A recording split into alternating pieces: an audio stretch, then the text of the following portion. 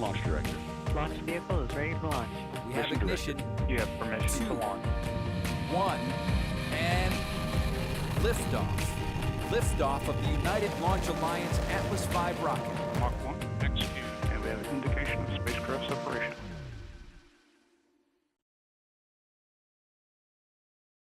At Space Launch Complex 41, an Atlas V rocket is fueled and ready to launch the 5th Space-Based Infrared System satellite for the United States Space Force.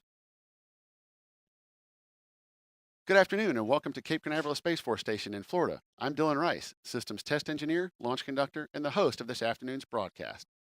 Liftoff is set for 1:31 p.m. and we have a 40-minute launch window for today's launch attempt.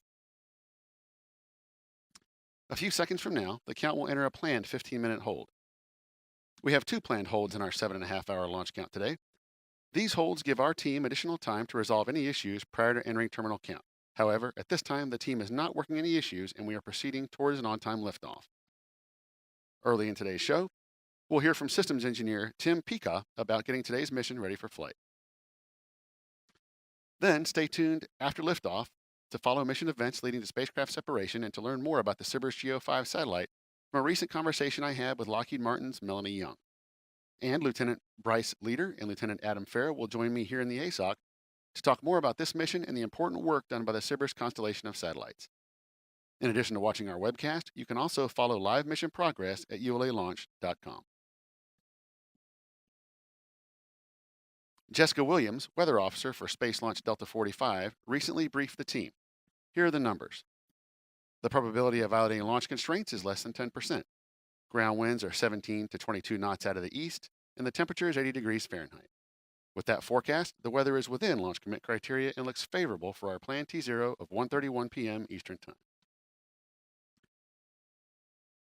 Today's flight will fly in easterly heading away from Cape Canaveral. In addition to the 5th SBIRS satellite, today's flight also includes 2 multi-manifest satellites. Let's take a look at what else we can expect to see. 5, 4, 3, 2. We have RD-180 ignition and we have liftoff of the United Launch Alliance Atlas V rocket.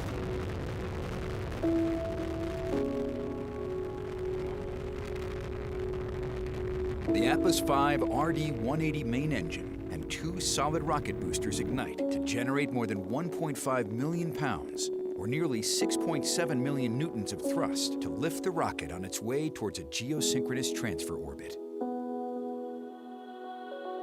Shortly after liftoff, Atlas begins a pitchover to attain the proper flight path, while minimizing the dynamic pressure the vehicle experiences during flight. The Atlas V reaches Mach 1, the speed of sound, at 47 seconds. Following burnout, the 2 SRBs are jettisoned at 2 minutes 9 seconds to shed their weight. Within the next 2 minutes of first stage flight, the Atlas V rocket will more than triple its velocity. Approaching booster engine cutoff, the Atlas V is burning propellant at a rate of 700 pounds, or 320 kilograms per second. With propellant levels depleted, the booster engine shuts down at 4 minutes 10 seconds, having reached space. The Atlas V is now traveling nearly 12,500 miles, or 20,000 kilometers per hour, located 73 miles, or 118 kilometers in altitude, and 235 miles, or 378 kilometers downrange.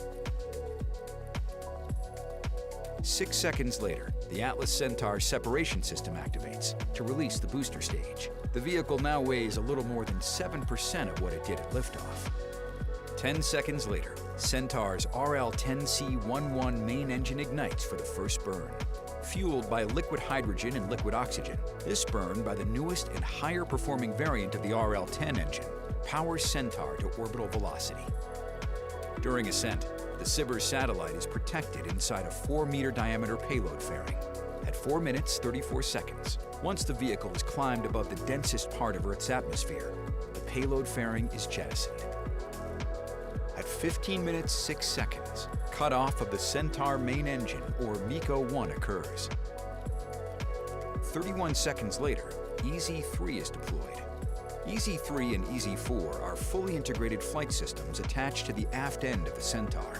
Each of these systems contains a 12U canister containing small multi-manifest satellites sponsored by the United States Air Force Academy that will help in creating critical capabilities that support the warfighter. Following EZ-3 deployment, the Centaur performs a 180-degree roll and deploys EZ-4 at 16 minutes 25 seconds. At 31 minutes 6 seconds, the Centaur main engine is restarted. Following a nearly 3.5-minute burn, powered flight is complete, and the Centaur main engine shuts down. Centaur and the spacecraft will coast for the next 8 minutes. At 42 minutes 46 seconds, Centaur releases the 5th SBIRS GEO satellite for the United States Space Force, providing early missile warning detection for the United States.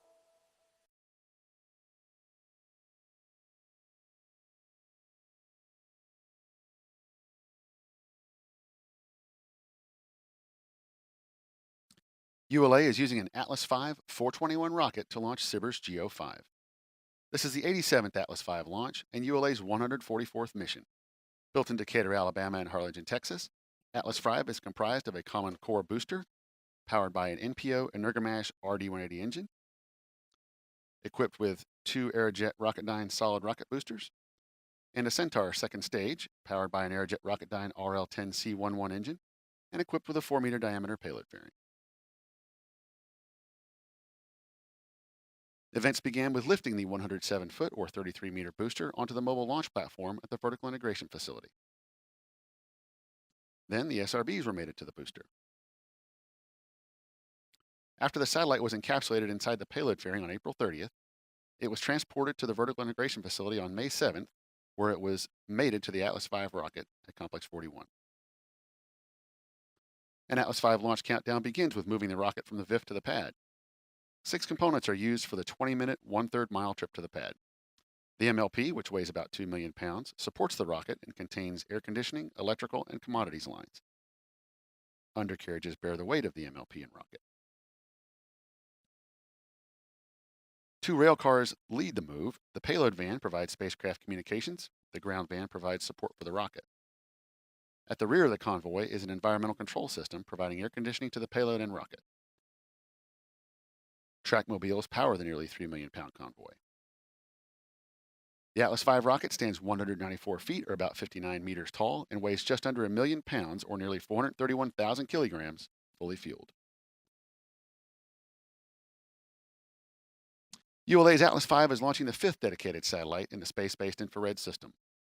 Built by Lockheed Martin, this is the first launch of a satellite using the company's modernized LM-2100 combat bus, an enhanced space vehicle that provides even greater resiliency and cyber hardening against growing threats, as well as improved spacecraft power, propulsion, and electronics. SBIRS GEO 5 is equipped with powerful scanning and steering surveillance sensors to protect our nation 24/7. These infrared sensors collect data that allow the U.S. military to detect missile launches, support ballistic missile defense, expand technical intelligence gathering, and bolster situational awareness on the battlefield.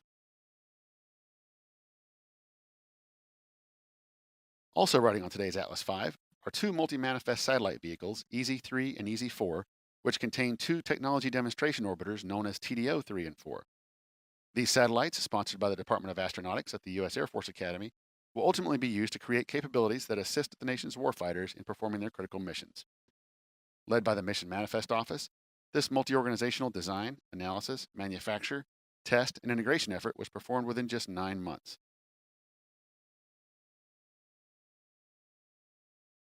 Getting a rocket and satellite prepared for launch require a lot of work coming together at the right time. Mission Integration Systems Engineer Tim Pika tells us how it's done.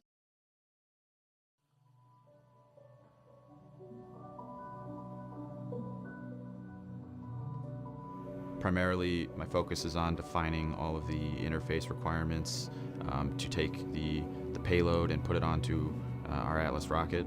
That includes defining all of the hardware, environmental, launch site requirements, and then on the tail end of the mission, right around now, is where we're finishing all of the verifications tied to ensuring that we meet all of the requirements to get both SBIRS and Centaur to end of mission successfully.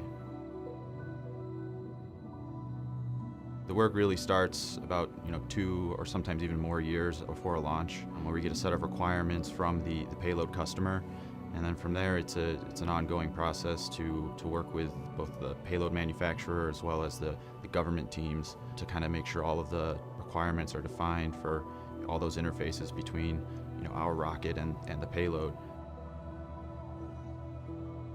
ULA does have a history of launching SBIRS missions. We've done 4 to date, starting back in 2011. What's unique about SBIRS 5 is that Lockheed Martin redesigned the satellite. Specifically, certain thermally sensitive components are in new locations. In the case of SBIRS 5, we do consider it a short coast mission, meaning it's only about 43 minutes from the time we launch to the time we separate. So it did pose some unique challenges for us to ensure that we could keep all of those components on the satellite within their thermal constraints. With SBIRS, we do have the 2 additional CubeSats that we consider auxiliary payloads to the mission. So our primary goal is to get SBIRS where it needs to be successfully, but we also have and work with the auxiliary payload team, which is a different customer, to define their requirements and make sure we get those payloads where they need to be. One of the challenges with this is you need to make sure that the requirements for the secondary payloads don't induce extra risk onto the primary payload. So that really is the exact same process we go through with the primary payloads, but with the added step of ensuring that nothing we're going to do with the secondary payloads is going to increase risk to successfully completing the SBIRS mission.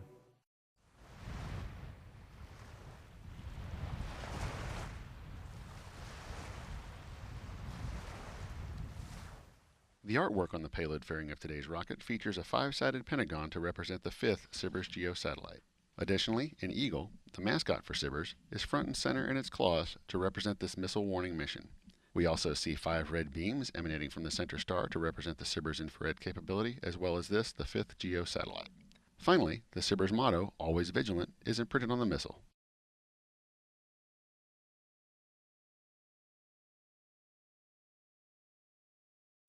We remain in the planned 15-minute hold as we continue toward liftoff. In a few moments, launch conductor Scott Barney will poll the launch team for the final go to pick up the countdown. 29 engineers and managers are polled for system status and readiness to proceed. This is the final status check for all Atlas vehicle systems, ground systems, spacecraft, and the U.S. Space Force Eastern Range. The vehicle system readiness poll includes electrical systems, hydraulics, pneumatics, propulsion systems, flight control, and propellants. Let's listen in as Scott Barney performs the final polling. LCS redline monitor. Go. Roger, step 150 is now verified. Roger.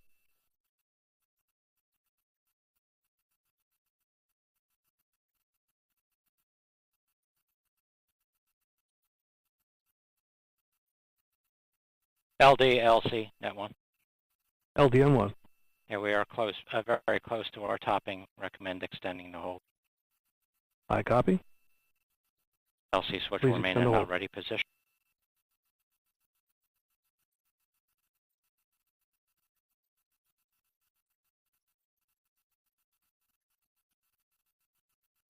Heard launch conductor Scott Barney recommended to the launch director that we extend our built-in hold for just a few minutes while the team monitors a propellant conditioning issue. So we will stand by and await an updated T0.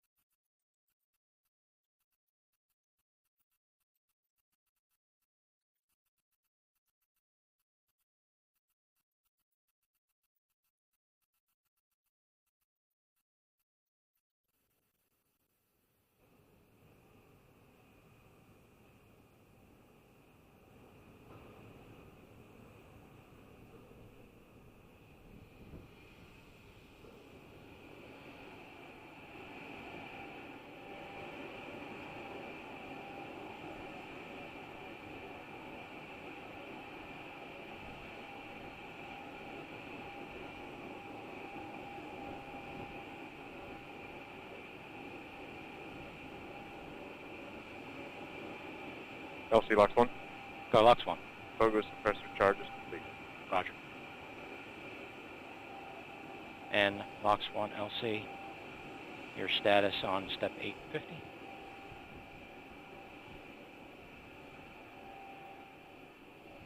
Alice Ella 2 at flight level. Roger. And with that, all steps are complete prior to the status check. LC STD. Go. Spacecraft is configured for launch. Roger. And RLM LC. Go ahead. I'll again verify redline monitor and event table in the correct configuration for terminal count. Verified. Roger. Okay, all personnel stand by for the status check. And we'll get a new T0.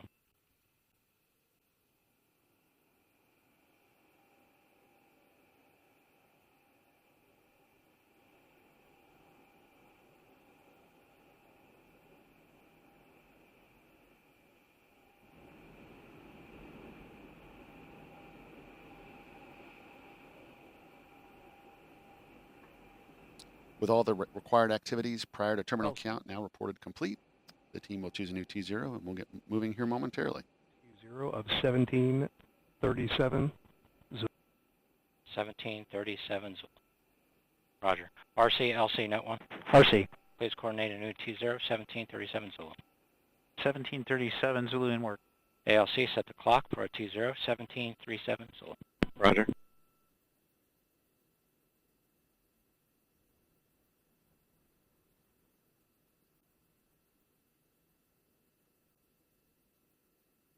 Copy.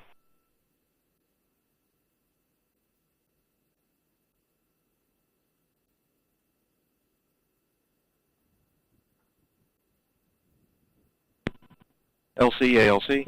Go. Countdown clock has been set for a new T0 of 1737 Zulu. Roger.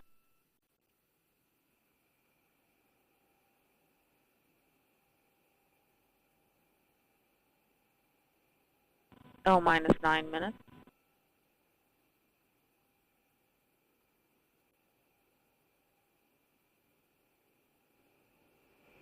LC, RC, net 1. Go, RC. New T0 is approved. Roger. Okay, all personnel, we have an approved T0 for 1737 Zulu. LC switch to the ready position. All steps are complete prior to the status check. And as you just heard, the clocks are now set for our new T0 of 1737. The range is approved the new T0 and the team is now ready to proceed with countdown. Launch conductor Scott Barney will resume his activities and conduct the poll for terminal count in just over 1 minute.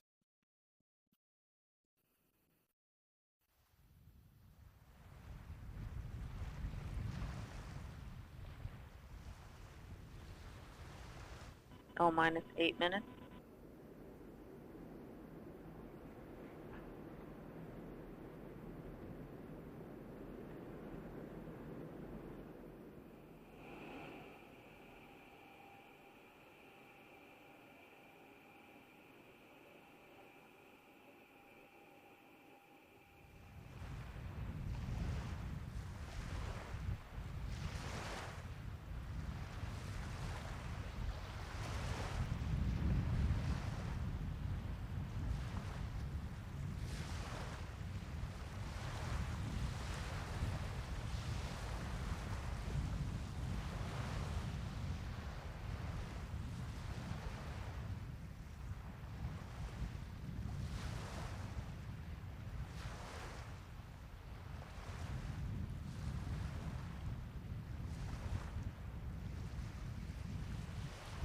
L minus 7 minutes. Status check to proceed with terminal count. Atlas systems, propulsion. Go. Hydraulics. Go. Pneumatics. Go. LO2. Go. Water. Go. Centaur systems, propulsion. Go. Pneumatics. Go. LO2. Go. LH2. Go. Has gas. Go. Electrical systems, airborne. Go. Ground. Go. Facility. Go. RFFTS. Go. Flight control. Go. GCQ. Go. Operations support. Go. COM. Go. Umbilicals. Go. ECS. Go. Redline monitor. Go. Quality. Go. Op safety manager. Go. ULA safety officer. Go. Vehicle system engineer. Go. Anomaly chief. Go. Range coordinator. Clear to proceed. Launch director. Launch vehicle is ready to launch. Mission director. You have permission to launch. Proceeding with the count. ALC, verify T0 is set for 1737 Zulu. Verified. Polling is complete. The ULA launch team and the Space Force mission director are go for launch. From T-minus 4 minutes until launch, you'll be listening to Scott Barney and his team performing the final steps in the countdown procedure. You'll hear the team call out that Atlas liquid oxygen topping has been secured, followed about a minute later by the call out for transferring the Atlas and Centaur stages from ground facility power to internal battery power. At T-minus 1 minute 55 seconds, the team will command the launch sequencer to start, followed shortly by securing the Centaur liquid hydrogen and liquid oxygen topping activities. At T-minus 1 minute 40 seconds, the team will command the flight control system to launch enable and arm the flight termination system. In the final minute, Atlas tanks will be verified to flight pressures, followed by a verification of Centaur tank pressures. A final status check of Atlas, Centaur, and SBIRS GEO 5 readiness is conducted at T-minus 25 seconds. At T-minus 3 seconds, the RD-180 engine will roar to life. After liftoff, you'll hear the voice of Patrick Moore providing launch vehicle ascent data.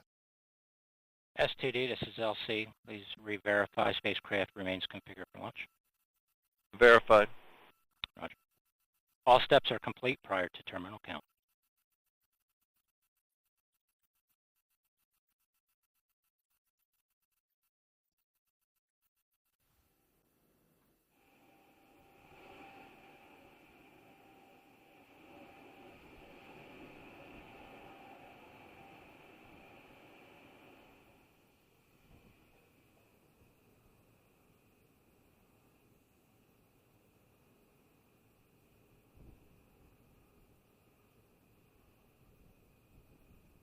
This is Atlas Mission Control at T-minus 4 minutes and holding.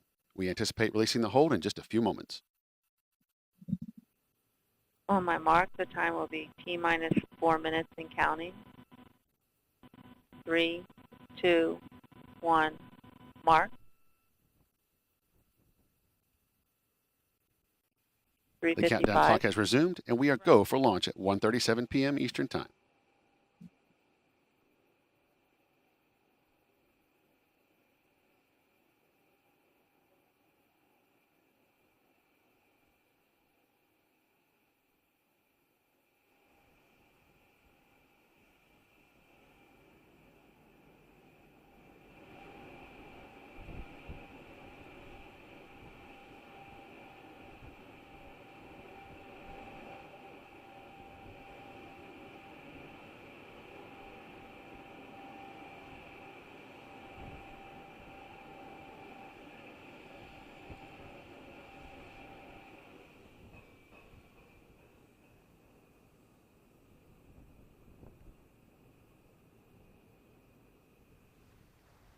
T-minus 3 minutes.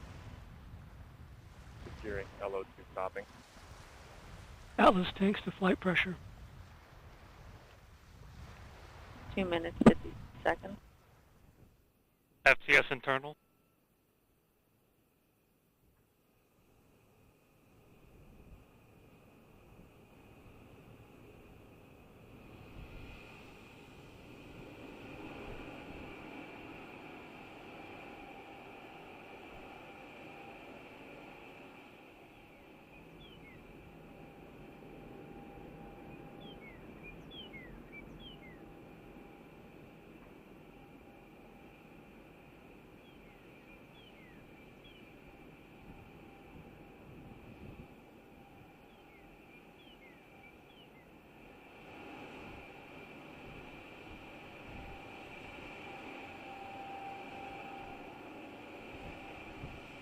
$159,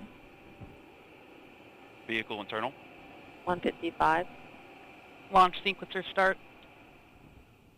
$150, Securing Centaur LH2. Securing Centaur LO2. $140, Launch enabled. $137, FCS armed. T-minus 90 seconds. The launch vehicle, payload, ground systems, and Eastern Range are go for launch. 120, OCU's armed. FCS count started. 110, Vent valves locked.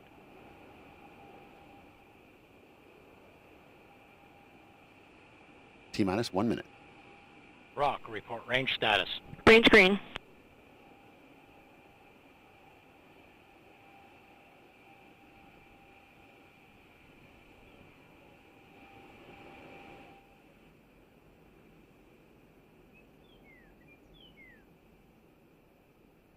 .40 seconds. Stable at step 3.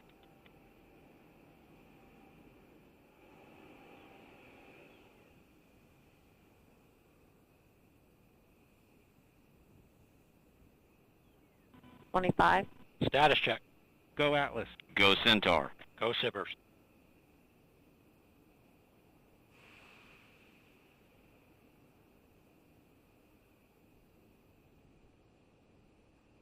T-minus 10, 9, 8, 7, 6, 5, 4, 3, Atlas ignition, 2, 1, and liftoff. Liftoff, the United Launch Alliance Atlas V rocket with the 5th space-based infrared system satellite for the United States Space Force.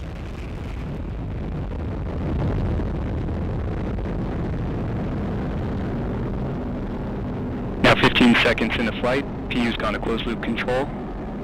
Engine operating parameters continue to look good. You are hearing the voice of Patrick Moore providing launch vehicle ascent data. Vehicle's now completing the pitch over program. Body rates look good. Seeing good chamber pressure on both SRBs. And RD-180 now beginning the throttle bucket. Engine response looks good. And now passing through Mach 1, Atlas V is now supersonic, and Max Q, maximum dynamic pressure. Body rates continue to look good through the boost phase. Vehicle's now throttling back up slightly, engine response continues to look good. Chamber pressure on both SRBs continue to look good. Now passing 1 minute 10 seconds into flight. Atlas is now 10 miles in altitude, 4.5 miles downrange distance, traveling at 2,000 miles per hour. 1 minute 20 seconds into flight, standing by for SRB burnout shortly. Body rates continue to look good. Chamber pressure on the SRB is now tailing off. And we have burnout on both SRBs. Atlas will hold on to the SRBs for an additional 39 seconds before jettison. RD-180 is throttled back up to full thrust. Engine response looks good. Now passing 1 minute 50 seconds into flight. Body rates continue to look good throughout the boost phase. And the Atlas V now weighs 1/2 of its liftoff weight. And standing by for SRB jettison shortly. And we have good indication of separation of both SRBs. Now just under 2 minutes remaining in the booster phase of flight. Vehicle's gone to closed loop steering, seeing a slight correction in the body rates, now damping out nicely.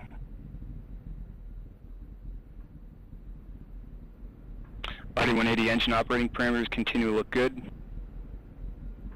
RD-180 throttling down slightly now as expected.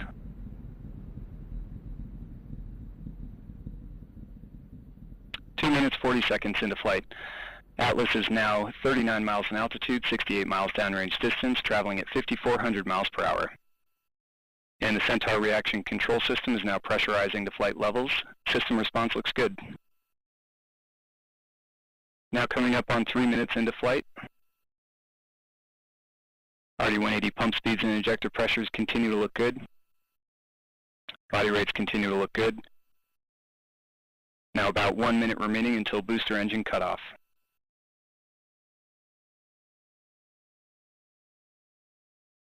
Pump speeds and injector pressures on the RD-180 continue to look good throughout the boost phase.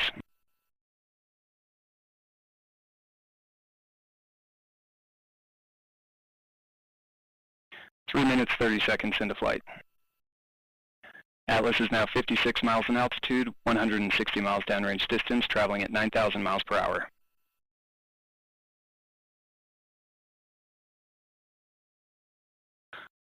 And RD-180 is now throttling to maintain a constant 5G acceleration limit. RD-180 responses look good.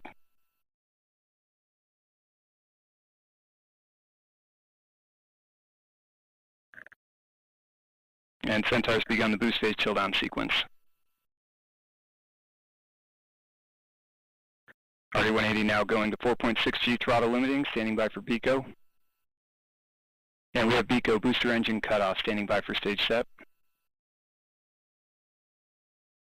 And we have good indication of stage separation. We have pre-start on the RL-10, standing by for ignition. We have ignition and full thrust on the RL-10. Chamber pressure looks good. Body rates look good. And we have good indication of payload fairing jettison. This first burn of today's mission will last approximately 10 minutes, 30 seconds. RL-10 engine operating parameters look good. Body rates have damped out nicely from the startup transients.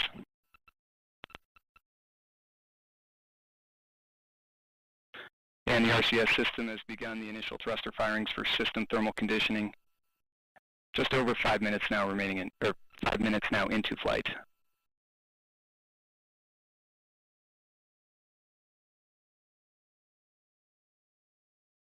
RL-10 chamber pressure looks good. Body rates continue. This is Atlas Mission Control at T plus 5 minutes, 20 seconds. Patrick Moore just confirmed successful completion of the early phase of today's flight, and all systems continue to operate nominally. The mission is currently in the first Centaur engine burn. Our next event, Centaur main engine cutoff, will occur in approximately 10 minutes. Lockheed Martin builds the SBIRS satellites for the U.S. Space Force. Here's a video highlighting the power of these satellites.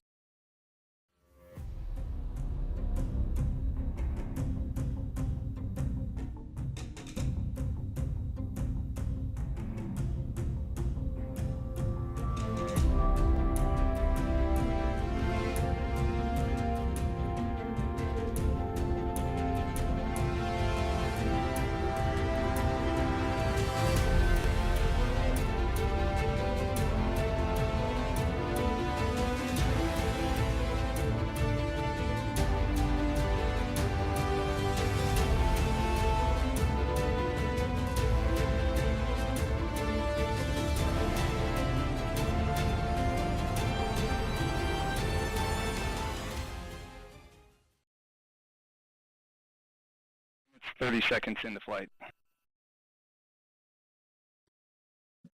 Last week, I had the opportunity to talk with Lockheed Martin's Melanie Young about the incredible capabilities SBIRS 5 brings to the constellation. Let's take a look at our conversation. Hey, Melanie. Thanks for joining me this afternoon. Can you tell me more about what you do for the SBIRS program?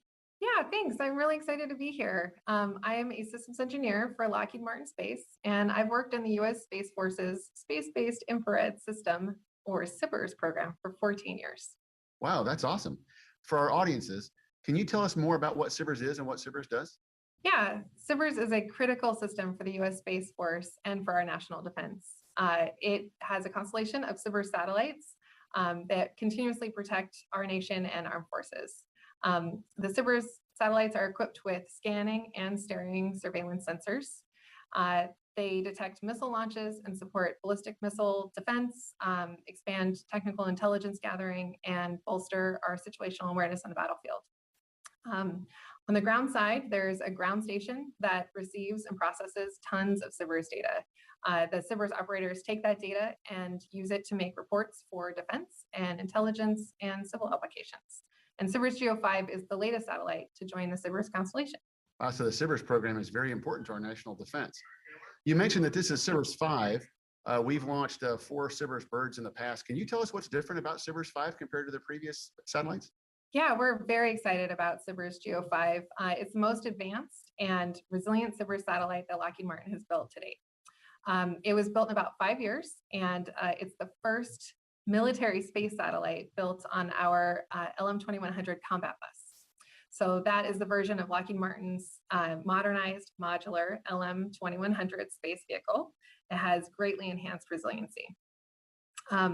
That LM-2100 bus is an internally funded multi-year modernization initiative that has greater resiliency and cyber hardening, enhanced spacecraft power and propulsion and electronics, It's got a lot of processing and features as well, where we have common components that streamline manufacturing. And then it's got a flexible design so that you can put on future modernized sensor suites. So this is a huge step toward achieving, this resilient missile warning that is ultimately going to follow on in next gen OPIR Block 0. Wow, that sounds really important. That's really a significant upgrade compared to the previous birds that we've launched.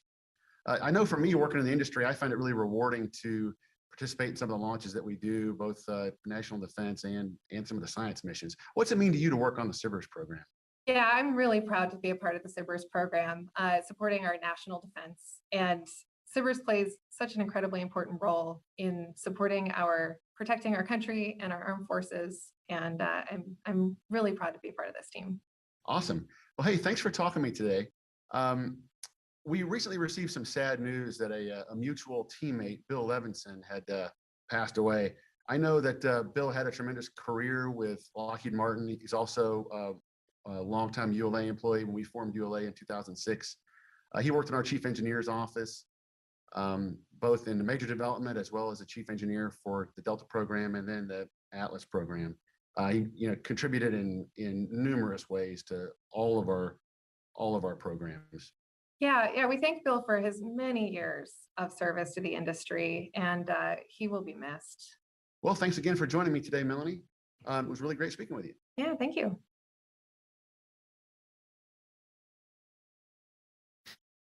Once operational, the Space Delta IV team at Buckley Air Force Base in Colorado will control the SBIRS GEO 5 satellite. Let's take a look at a short video message. Hi, I'm Captain Hannah Ritter. And I'm Second Lieutenant Nicholas McDaniel. We're here at Buckley Air Force Base, Space Delta IV. With faster, more accurate missile surveillance capabilities, this is a step forward for the future warfighter. As a space-based infrared operator since 2017, this historic event on May 17th will be the launch of SBIRS GEO 5, will greatly contribute to the mission of protecting the United States and our allies. The launch of this satellite further proves that the space enterprise is here to stay, and we can't wait to gain operational control of the satellite and support our nation and our allies. Videmus Mundum, we see the world.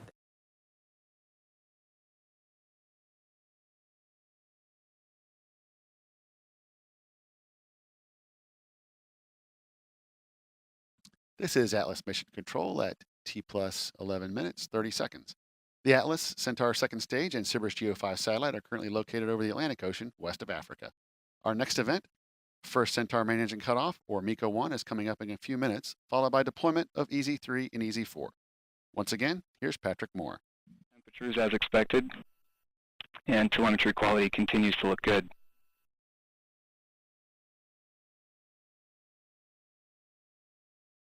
Now coming up on 12 minutes into flight. Approximately 3 minutes now remaining in the burn.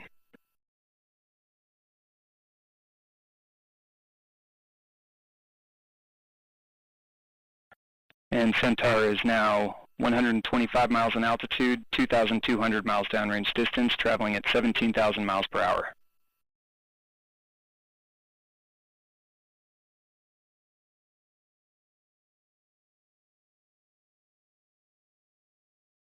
"12 minutes, 30 seconds into flight.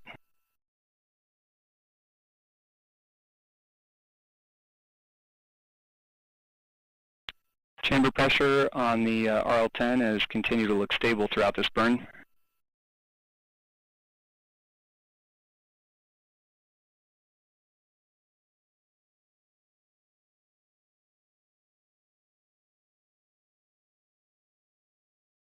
Now passing 13 minutes into flight. And just over 2 minutes now remaining in the burn. Centaur systems all continue to operate nominally.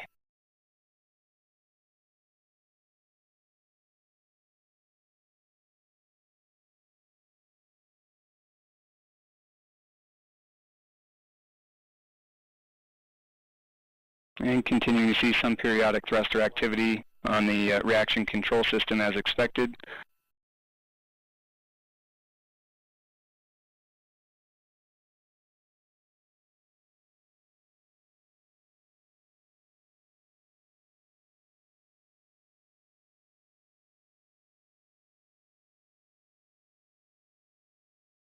Propellant utilization system is continuing to control appropriately in the closed loop mode.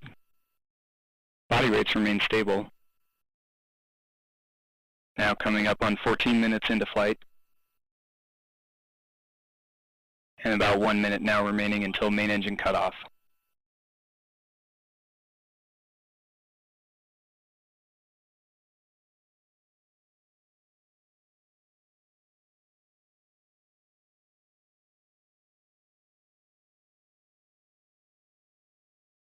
Chamber pressure continues to look good on the RL-10.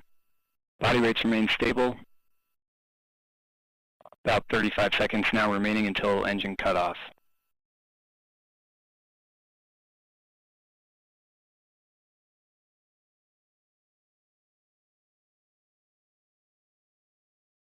And we're seeing good pressures on helium and hydrogen storage bottles.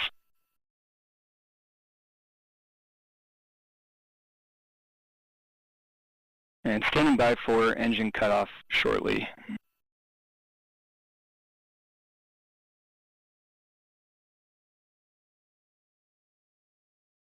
And we have MECO main engine cutoff. Body rates look good. Centaur now engaging 4S settling as expected.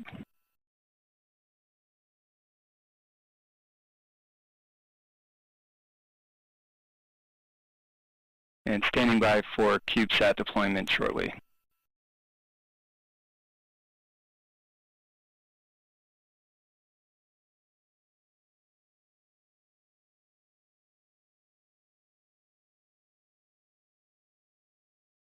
And we have good indication of separation of the TDO3 CubeSat from the aft bulkhead carrier.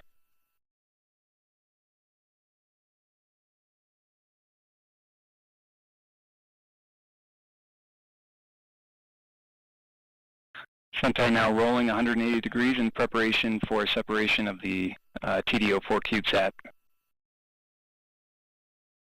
And roll rate is now damping out.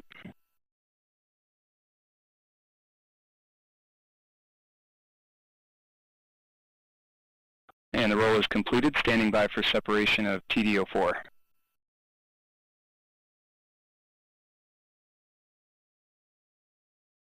And we have good indication of separation of the TDO4 CubeSat from the aft bulkhead carrier.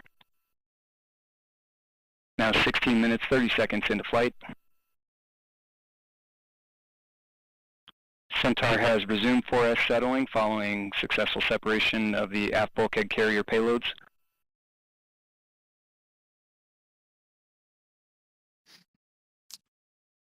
I'm joined now by Lieutenant Bryce Leader, EZ3 and EZ4 Program Manager. Lieutenant, thanks for joining me. We just saw the successful deployment of EZ3 and EZ4. Congratulations. Hey, thanks so much. It's such an exciting event to watch. I mean, fantastic launch to watch, fantastic separation. Really just thanks to our partners here, ULA and Parsons, for all the hard work they put in so far. So it's looking good. So thanks again. Excellent. As EZ3 and EZ4 Program Manager, what's your role? Yeah, it's a great question. So I want to point out I'm a Space Force program manager now, which is kind of a big deal for me. Just transitioned recently. But I'm based out of the Mission Manifest office, which is a subset of SMC out of Los Angeles Air Force Base. And I know that's kind of a mouthful, but pretty much what we do is we try and maximize the capability on the launch vehicle through multi-manifesting. And we've done this on 3 missions so far. Who built TDO3 and 4? Yeah, so TDO3 and 4 was built by DNet Integration and Design. It's a small company out of Denver, Colorado. One thing I do want to point out, though, is one of the partnerships we had on this mission was with United States Air Force Academy. It was the first time working with them, and it was a great experience. Really hope we can do it again in the future here. Oh, I bet that was an incredible experience for the cadets. Oh, it was so great. We actually got to get them out here for the EZ3 and EZ4 matchmate. So I actually got to watch them bolt on the flight system. So that's really exciting. And as an Air Force Academy alumni myself, I couldn't be more excited to see the next generation of officers, Air Force and Space Force coming out. Cool. Yeah, go Falcons. So we've heard the terms EZ3 and EZ4 and TDO3 and 4. Can you explain the difference? Yeah, it's a great question. A lot of people often get this confused. So Easy 3 and 4, each Easy flight system is exactly that, a complete flight system that's strapped onto the aft end of the Centaur, whereas TDO 3 and 4 are the specific satellites that are integrated into the Easy 3 and 4 flight system. What's different from Easy 3 and Easy 4 compared to previous missions? Yeah, so I love that you asked this question because it lets us brag a little bit about our capabilities in the Mission Manifest office. So the first two missions we had are very similar to the configuration we have for Easy 3 and 4. The main difference, though, is that we actually have twice the amount of satellites on this mission compared to our previous two missions, which were HF5 and HF6. Another fun fact is this is actually our second time doing a U.S. Space Force mission. So it's awesome that we're building our capability as we expand into the Space Force as well. So has the National Security Space Launch Program ever deployed these EasySats prior to the primary anchor payload? Yes, so actually on that HF5 and HF6 mission that I mentioned before, we deployed both of those satellites before the primary payload as well. And why that's important is because certain satellites have specific requirements that our warfighters need. So ultimately, we're getting critical capabilities to our warfighter when and where they need it. So what's next for the Mission Manifest office? Well, we're pretty busy here, Dylan. We got quite a few missions coming up. But one I want to highlight is a partnership with NASA on the Landsat 9 observatory mission. We're actually populating an entire ESPA ring that's going to have up to 13 satellites on it. Wow. Yeah, so that's launching out of the West Coast in September here. So we're really looking forward to that one. Well, thanks, Lieutenant. We appreciate the details and your perspective on this very interesting program. I'm sure you're anxious to get back to following Easy 3 and Easy 4. But if you'd like to stay with me for just a few minutes, we have something coming up that you might appreciate. Because this mission is so important to our national security and to the safety of our troops, we want to honor our military by sharing photos of service members that were contributed by our Twitter followers. Each of these photos is a person that is near and dear to their family and friends. We thank them for their service. We thank you for your service as well, and also thanks for joining me. Let's take a look at that package.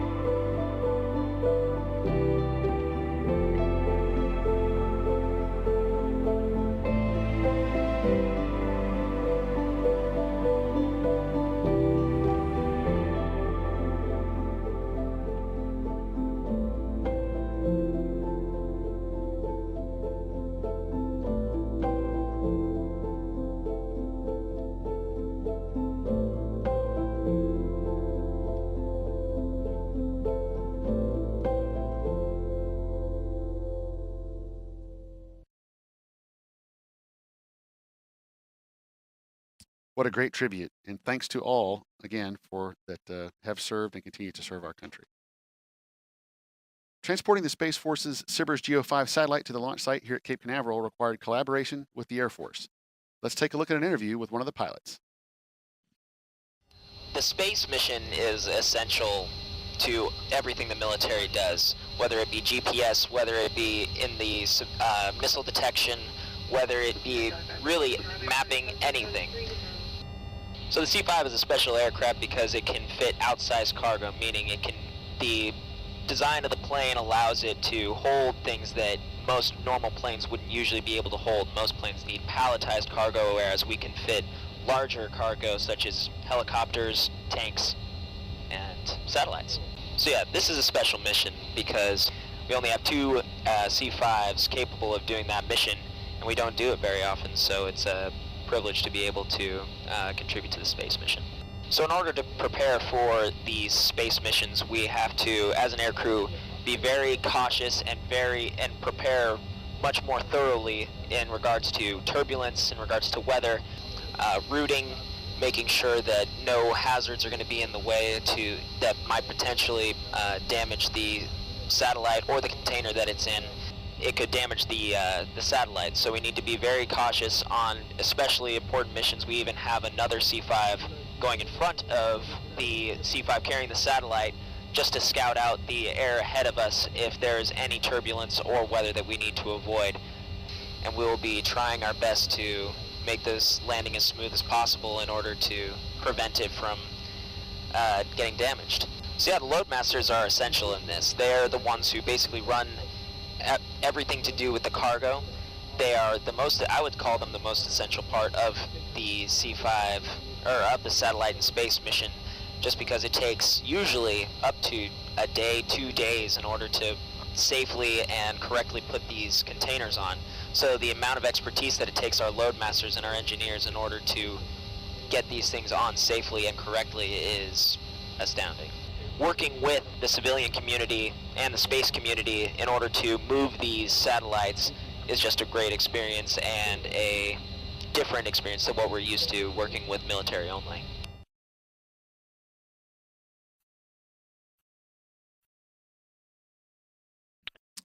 This is Atlas Mission Control at T plus 25 minutes and 20 seconds.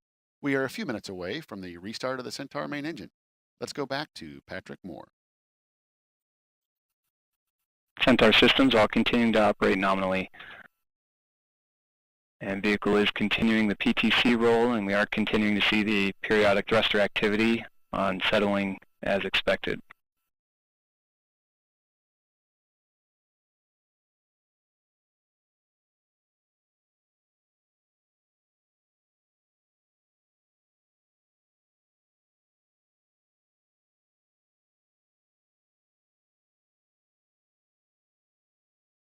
Now passing 26 minutes into flight.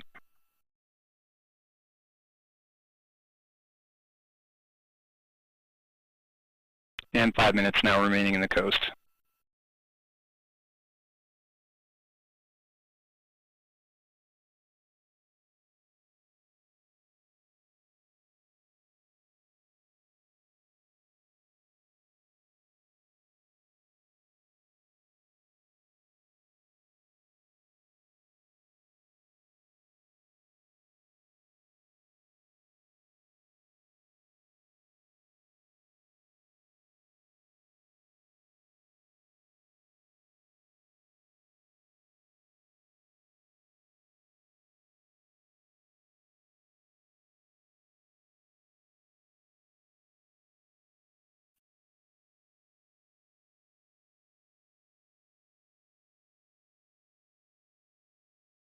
Now passing 27 minutes into flight. Centaur systems all continuing to operate nominally throughout this coast. Vehicle is continuing the PTC roll. Vehicle body rates remain stable. Storage bottle and tank pressures continue to look good. Main vehicle battery temperatures and voltages also look good.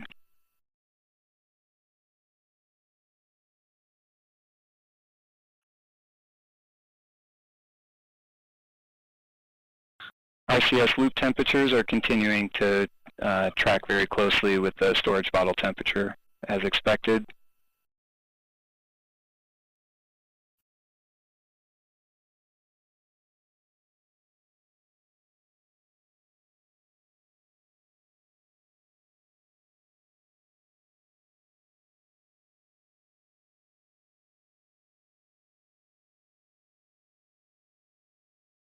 Now passing 28 minutes into flight.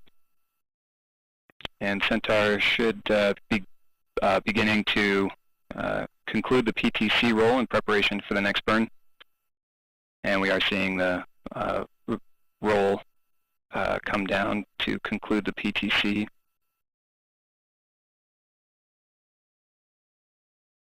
And Centaur now adjusting its attitude.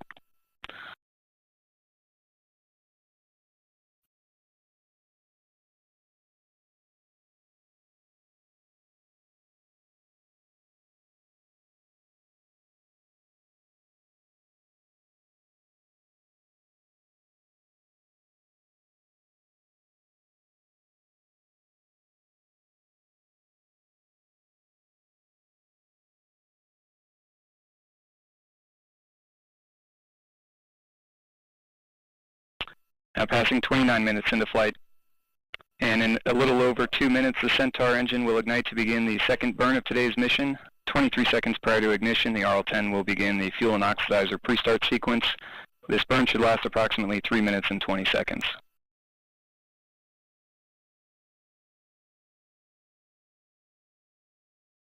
And body rates have all milled out now in preparation for the burn.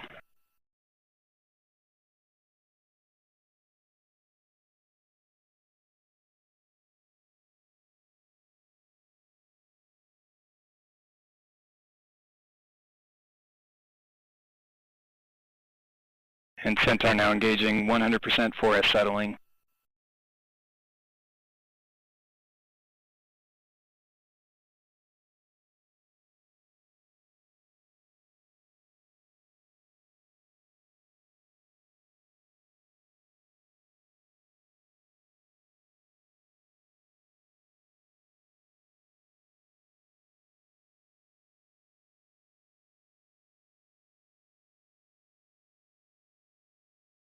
And just under 1 minute now remaining until engine restart. Tank pressures are increasing in preparation for the burn.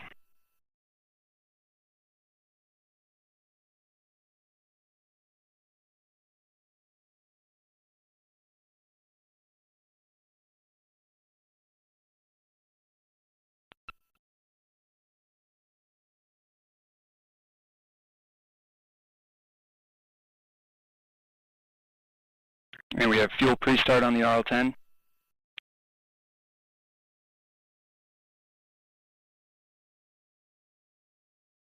"15 minutes until main engine start. And we have LOX pre-start. Standing by for ignition. We have ignition and full thrust on the RL-10. Chamber pressure looks good. Body rates look good.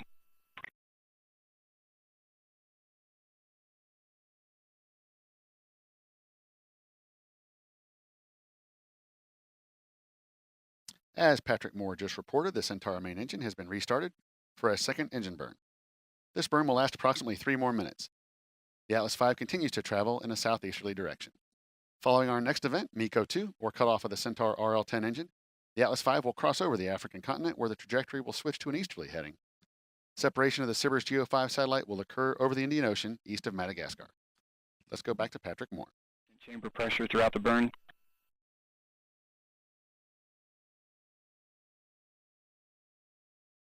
Vehicle autopilot is controlling well, seeing good stable body rates in the closed loop control.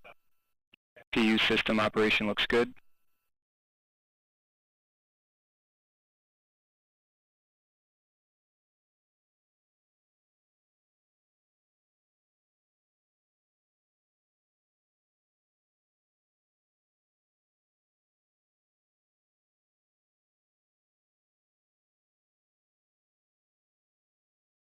And 2 minutes now remaining in the burn.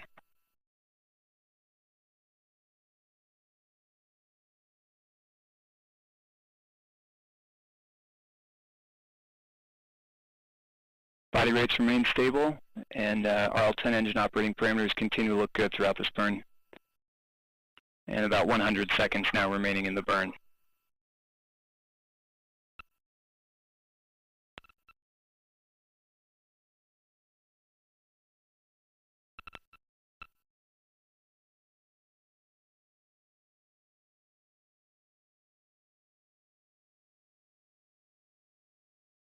And seeing a good constant acceleration of the vehicle during this burn.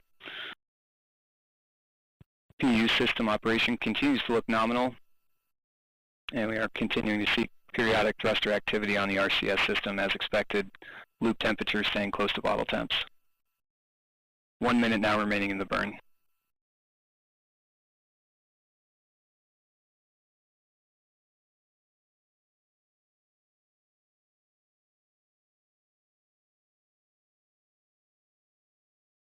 Body rates continue to look stable as vehicle is controlling in closed loop.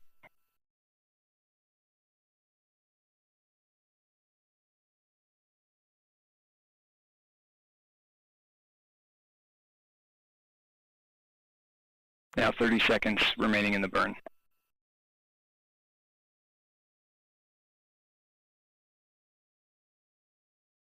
Centaur systems all continue to look good throughout this burn.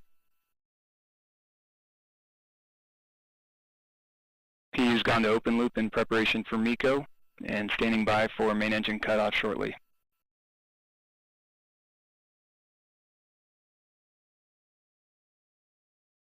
And we have MECO main engine cutoff.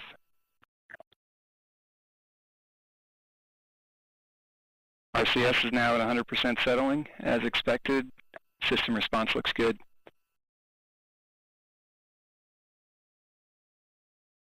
And Centaur is now turning to the separation attitude.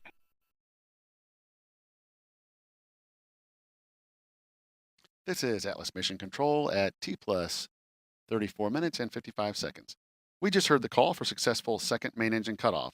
Our final mark event in today's show, spacecraft separation, will occur in approximately 12 minutes.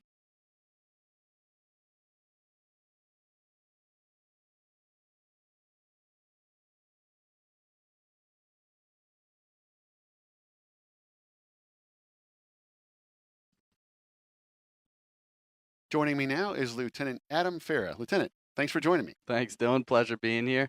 Seeing launch was awesome, and I'm excited.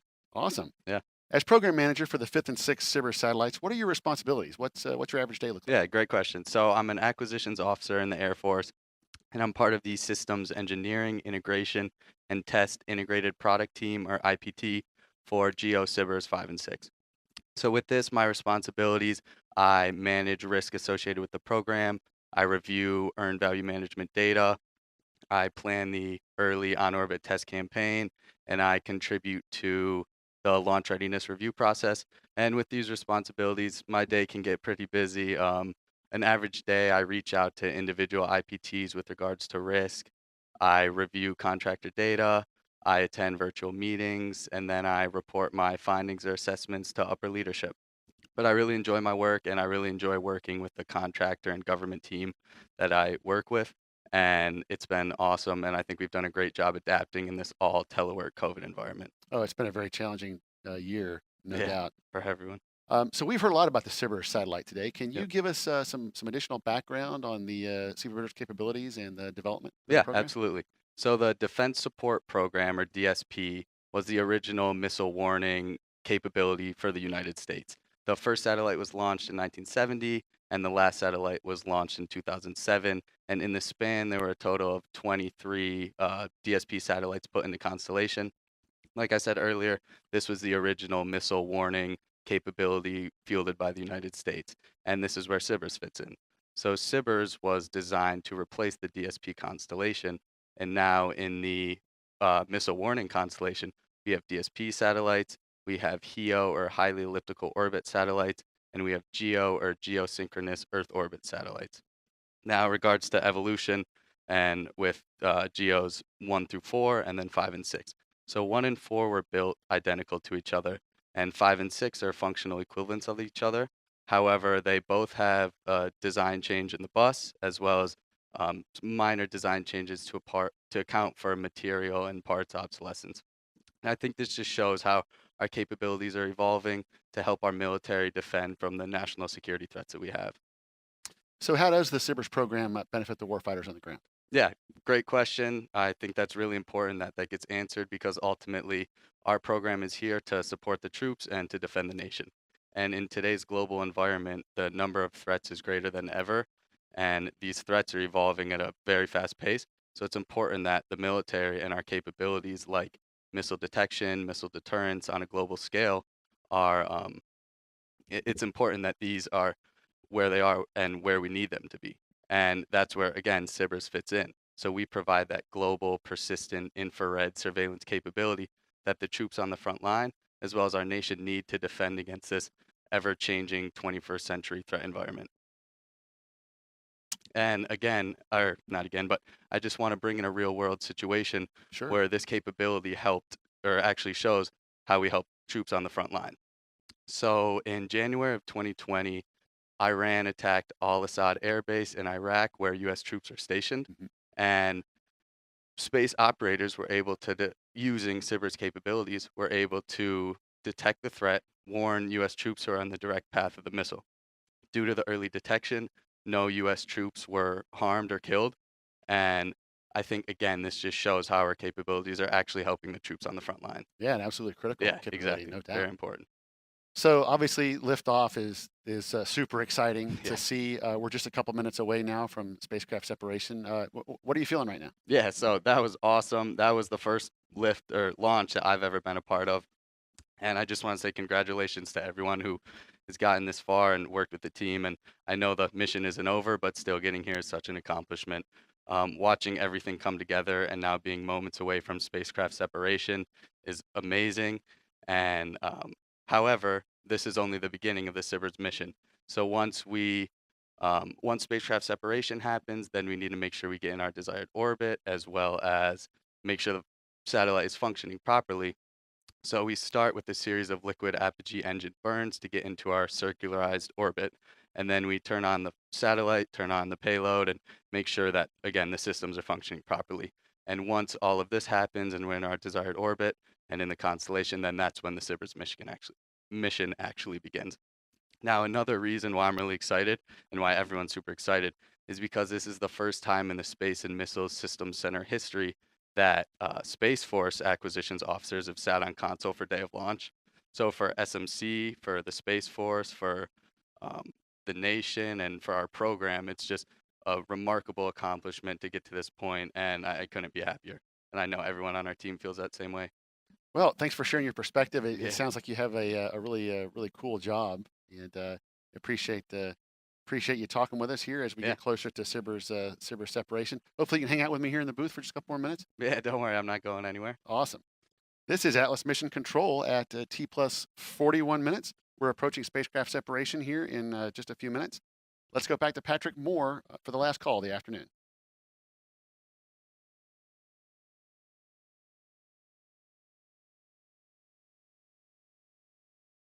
Now just over 90 seconds remaining until spacecraft sep.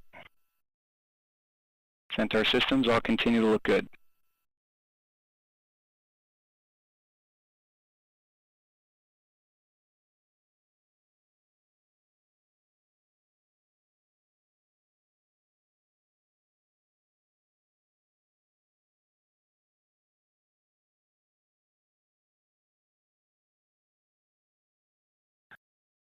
And vehicle is now beginning to arrest its roll in preparation for the separation. Now 1 minute remaining until spacecraft sep.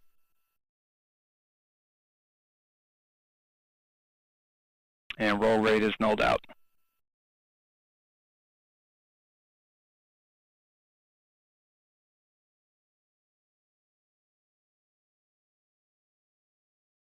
And Centaur now adjusting roll rate for spacecraft sep.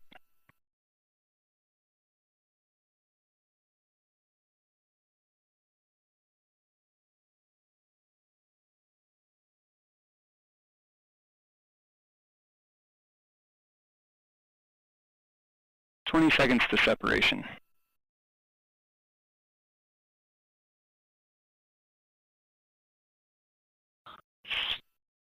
Centaur now spinning up in preparation for separation, standing by for spacecraft sep.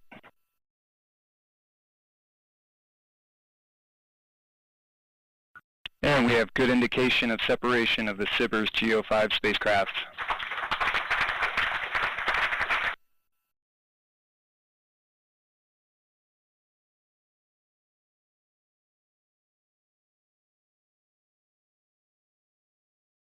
And following spacecraft separation, we have approximately a 37.5 minutes coast prior to MES 3.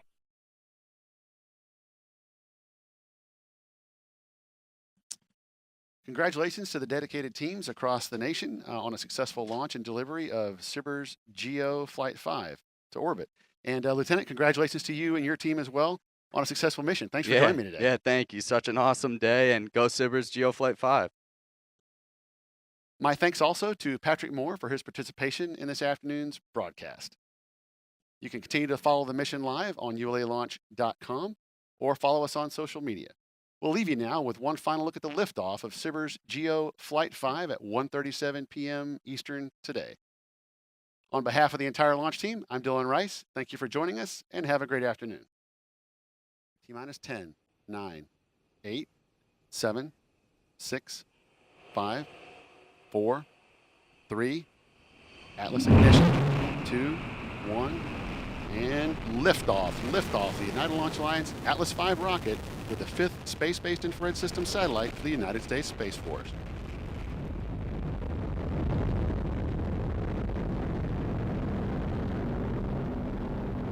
Now 15 seconds into flight. Tues gone to closed loop control. Engine operating parameters continue to look good. You are hearing the voice of Patrick Moore providing launch vehicle ascent data.